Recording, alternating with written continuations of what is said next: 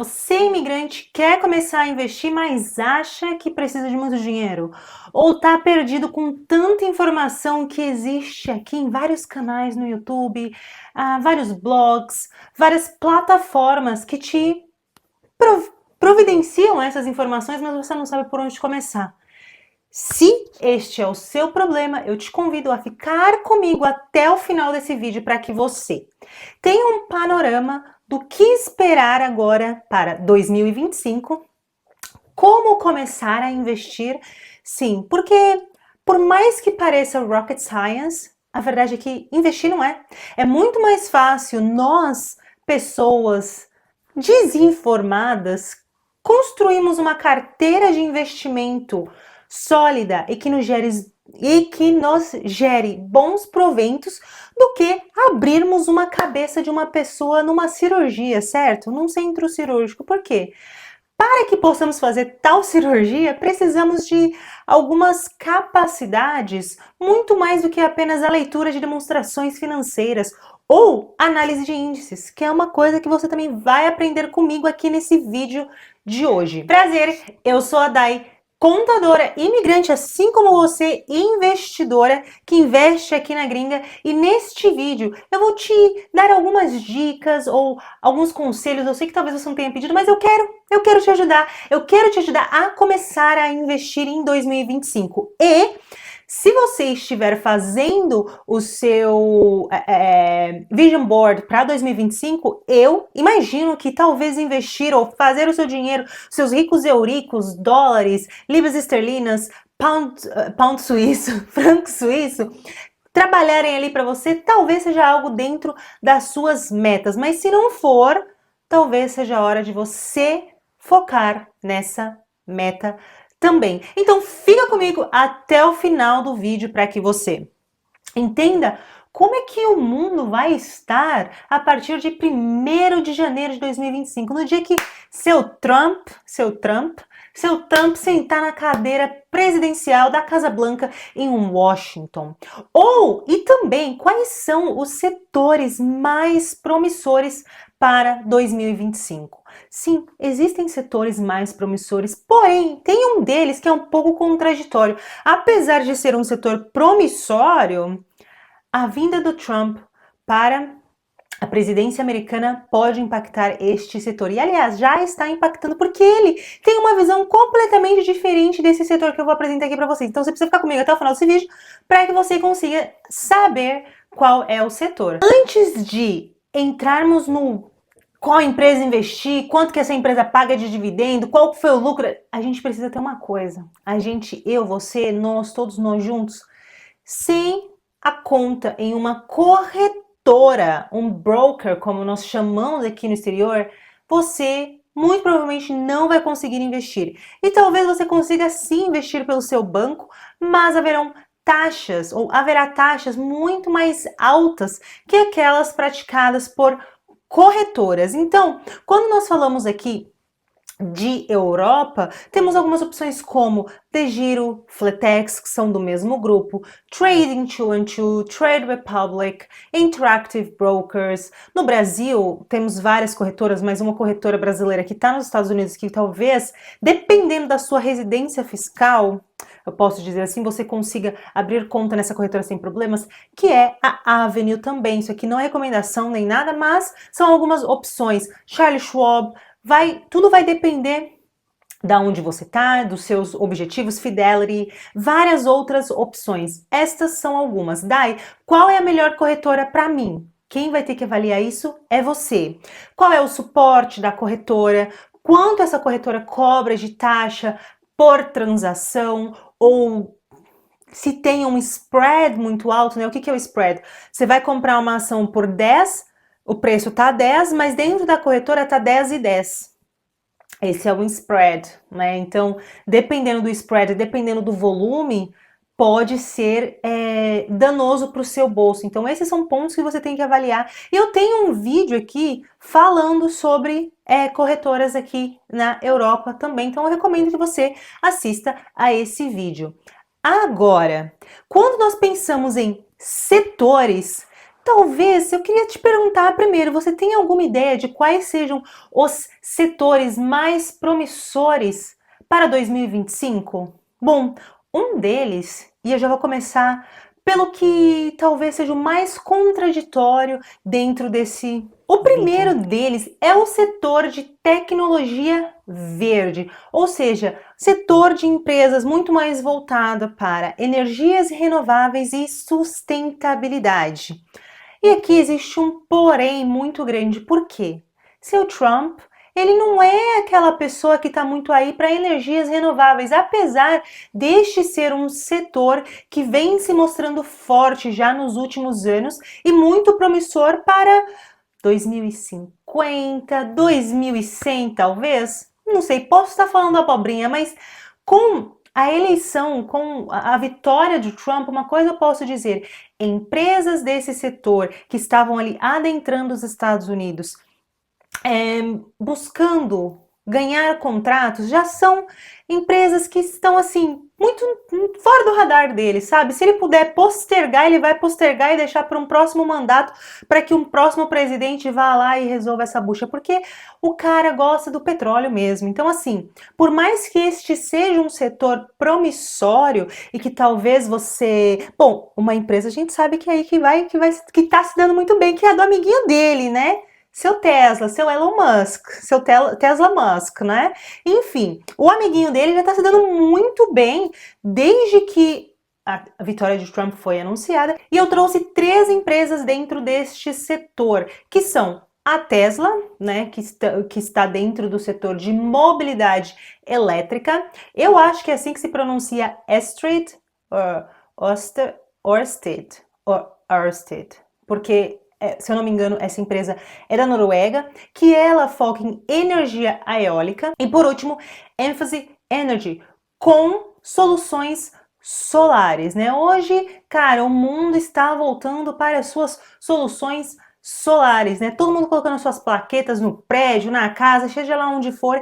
Então, essas empresas podem sim se beneficiar, entre várias outras empresas do setor. Porém, eu ficaria com o pé atrás quando nós falamos mais de energias renováveis, energia limpa, green energy. Porque quando a gente pensa neste cenário, né, no macro, o que vai acontecer em 2025 quando o seu Trump sentar na cadeira, talvez possa sim ter um impacto para empresas deste setor. Já empresas do setor petrolífero, elas vão continuar assim arrasando e o cara gosta, tá? Então, talvez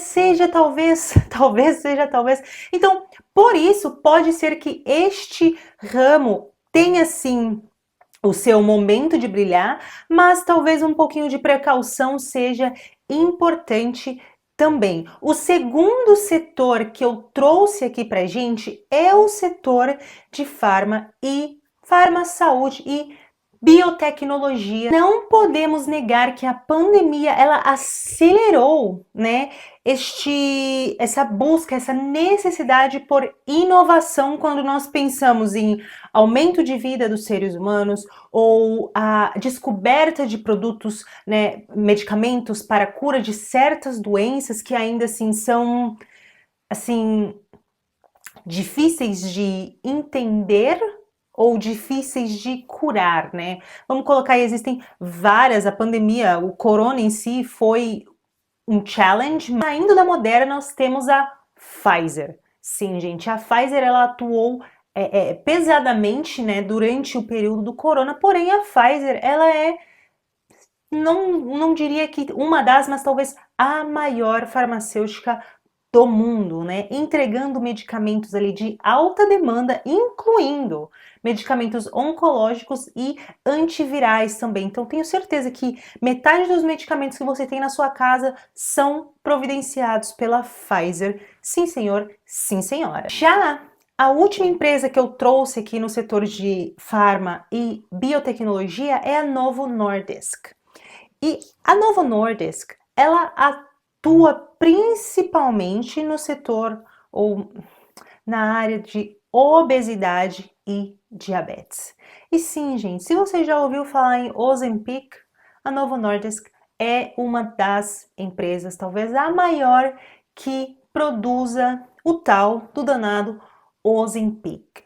Mas aqui, talvez um disclaimer que eu gosto de fazer é: empresas de biotecnologia são essenciais para a humanidade, mas uma empresa de biotecnologia recém-listada e que vive fazendo subscrição de ações, talvez não seja um ramo para você que vai entrar na bolsa de valores agora. Procure setores mais sólidos, mais perenes. Então, talvez elétricas, bancos, sejam melhores setores para você ter na sua carteira do que uma empresa de biotecnologia, como por exemplo a empresa na qual eu trabalho aqui na Áustria. Não é uma empresa para investidores iniciantes e com aversão a risco, tá? Então você precisa se atentar a isso também. E o nosso último setor é o setor de inteligência artificial. Sim, gente, como sabemos, a forma como a humanidade vive, ela mudou muito nos últimos anos, mas se tem uma coisa que acelerou muito a forma, ou mudou também a forma como nós vivemos, está relacionada a toda a mudança, todo o impacto, tanto bom quanto negativo, que a inteligência artificial trouxe para nós, seres humanos que vivemos no planeta Terra. Não sei como é que tá em Marte ainda, mas aqui no planeta Terra, pelo menos teve um impacto muito grande. E 3 empresas aqui do setor que podem se destacar muito em 2025 são. E isso não é recomendação de investimento nem para essas empresas, nem para as outras que eu trouxe aqui até o momento. E a primeira do setor é a Nvidia. Como nós sabemos, ou talvez você não saiba agora, você vai saber, a Nvidia é líder no setor de produção de hardwares para AI. Suas CPUs são essenciais para treinar modelos de aprendizado de máquinas. Então, assim, a Nvidia ela cresceu muito nos últimos 2 anos e ela tem ainda muito potencial e muita capacidade, muito room to grow. Então, assim, pode ser uma empresa que talvez você possa dar uma olhadinha e considerar no seu portfólio de investimentos também. Saindo da Nvidia, nós temos a Palantir. E diferente da Nvidia, a Palantir é especialista em análise de dados. E para que a gente possa encerrar aqui a nossa terceira empresa, eu trouxe Alphabetics, que é a mãe do Google, ou a holding do Google. Então, gente, não para de crescer, o Google não para de crescer, senhor. Onde é que vai parar as ações dessa empresa? Daqui a pouco vai fazer um desdobramento de ações novamente. Não vou duvidar muito disso, não. Porém, aqui vale ressaltar novamente o seguinte: essas empresas são empresas de crescimento. Se você está pensando ou buscando por empresas mais sólidas, empresas de valor que vão colocar dinheiro no seu bolso todos os meses, talvez essas empresas que eu trouxe aqui agora, nenhuma delas, na maioria dos seus casos, dos casos, serão boas empresas pagadoras de dividendos, tá? Existe uma grande diferença entre empresas pagadoras de dividendo ou empresas de valor e empresas de crescimento. Essas aqui são empresas muito mais de crescimento. E se o seu perfil de risco estiver alinhado com o risco dessas empresas, talvez você possa sim considerar adicionar essas empresas no seu portfólio de investimentos. E talvez você fale: Dai, eu nunca investi, mas entendi. Eu vou abrir minha conta na corretora, eu vou fazer o meu suitability test, né, que é o seu teste para identificar ou entender o seu apetite a risco. Mas e aí, como é que eu vou escolher a empresa? Bom, existem várias vertentes, existem várias formas de nós analisarmos uma empresa, né? Mas alguns indicadores aqui, ó, 5 indicadores que eu trouxe para vocês hoje, são alguns dos indicadores que você pode sim começar a olhar quando você estiver pensando em começar a investir. O primeiro deles é o PL. Esse indicador vai nos dizer se a empresa está cara ou se está barata. Um PL mais baixo significa que a empresa está barata. Um PL muito alto significa que a empresa está mais cara. Um PL ali de 12 a 15. E como nós calculamos o PL, né? É o preço da ação dividido pelo lucro por ação. Tudo bem? E aí você vai entender em quanto tempo essa empresa vai retornar o investimento que você fez nela. Já o nosso segundo indicador refere-se ao ROE, Return on Equity, ou retorno sobre o patrimônio líquido, ou seja, quanto de retorno essa empresa foi capaz de gerar baseado no patrimônio da empresa, no dinheiro dos sócios. E ali esse indicador ali na casa de 10 a 12, 10 a 15% é um indicador que já fala assim, olha, essa empresa aqui, bacana, hein? Já saindo desse indicador, nós podemos mudar para a margem líquida. E o que a margem líquida quer nos dizer? Quanto a empresa teve de lucro em relação ou depois de descontar todas as suas despesas e quanto a empresa, quão eficiente foi a empresa, né? Afinal, se a empresa não está gerando lucro, meu amor, talvez essa não seja uma empresa para você investir. Uma empresa, ela precisa ser profitable, ela precisa ser lucrativa. Se você está olhando para uma empresa, olhou a demonstração do resultado, né, dentro da demonstração financeira, e viu que a empresa está dando prejuízo ad eterno, cara, já pula. Mesmo que seja uma empresa de crescimento, sai dessa bucha, sai. E o quarto indicador que nós podemos verificar é o crescimento da receita. Sim, a empresa tem crescido, né? A receita da empresa tem crescido, porque se a empresa está crescendo, tem dois pontos aqui. Talvez a empresa esteja somente aumentando, né, e passando esse reajuste, ou a base de clientes da empresa realmente está aumentando. Né? A empresa está prestando cada vez mais serviços ou vendendo cada vez mais produtos. Então, é importante que a gente também veja se há um crescimento saudável e sustentável, porque pode ser que a empresa exploda num ano, mas daí, se for um setor que pode se tornar obsoleto muito rapidamente, como por exemplo os vídeos cassetes, teve a era do videocassete, aí veio a era do DVD, agora tem a era do streaming. O que será que vem depois do streaming? Não sei, mas pode ser que a empresa não tenha mais crescimento da sua receita, e se isso acontecer, talvez não seja um bom investimento na sua carteira. E o nosso último indicador seria ou refere-se à dívida da empresa. Sim, gente, uma estratégia para que empresas cresçam e se tornem cada vez mais lucrativas é o crescimento através de dívida. Mas não é uma dívida ruim, é uma dívida boa para financiar o crescimento da empresa. Porém, é importante que nós entendamos quão endividada essa empresa é e por que existe o endividamento. Existem sim empresas que são minimamente endividadas e empresas que são extremamente alavancadas. Essa terminologia alavancada significa empresas mais expostas a risco, empresas que tomam crédito para financiar as suas atividades. E nem sempre isso será negativo, mas é importante que a gente entenda o porquê disso estar acontecendo. E com isso, eu acho que sim, esses 5 indicadores, por mais que pareçam ser mais básicos, eles já te dão um norte para que você entenda se vale a pena, se esse ativo que você quer adicionar na sua carteira será ou não um bom ativo. Agora, transitando dos indicadores, vamos voltar para os Estados Unidos. Bom, o que esperar do mercado em 2025? Podemos esperar tiro, porrada e confusão. Sim, gente, o mercado vai estar mais volátil.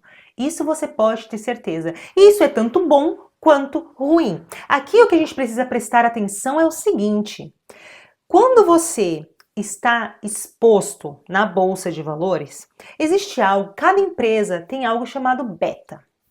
E o beta representa quão arriscada ou menos arriscada essa empresa é. E se você tiver na sua carteira empresas de maior risco, pode ser que a bolsa de valores suba demais e todas as empresas acompanhem esta subida, o que vai ser muito bom para a sua carteira de investimentos. Porém, No caso negativo, que é que o mercado deu uma declinada, a sua carteira de investimentos também vai cair tão ou mais quanto o índice, né? O índice que a sua carteira está seguindo, ou o índice que você mais utiliza para acompanhar a sua carteira. Então é importante que você tenha em mente que vai haver sim volatilidade, mas é um cenário de oportunidades. E não, gente, não existe o melhor momento para entrar na bolsa de valores. Se você está com 10 conto de euro, 10 conto de dólar, começa a investir. Mesmo que seja pouco, molhe o seu pé, como eu sempre digo, nem que seja para você abrir conta, uma conta remunerada e deixar o seu dinheiro rendendo ali um pouquinho todos os meses. Mas faça isso para que você crie esse anticorpos e comece a crescer ou a investir cada vez mais, fazendo boas escolhas de investimentos, tudo bem? E o último ponto para nós encerrarmos esse vídeo, eu não queria trazer, mas eu acho que vale muito a pena porque pouquíssimas pessoas, na verdade eu nunca ouvi nenhuma pessoa que investe no exterior falando sobre esse tópico, que é o seguinte: Dai, como é que fica a minha vida quando eu sou imigrante e quero investir no exterior e também quero investir no Brasil? Bom, existe uma coisa que nós precisamos tomar muito cuidado, que é a tal da residência fiscal. E quando você está no Brasil, quando você está num país que não tem acordo de não bitributação com o Brasil, a primeira coisa que você deve fazer para proteger as suas finanças, abençoada, presta atenção, é fazer o caçambal da saída definitiva do país. Declaração de saída definitiva do país. Caso você esteja num país, e por que isso é importante, né?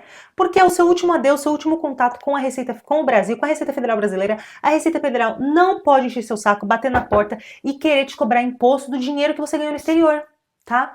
Agora, quando você está num país, como por exemplo aqui na Áustria, que tem acordo de não bitributação com o Brasil, você pode manter as suas duas residências fiscais.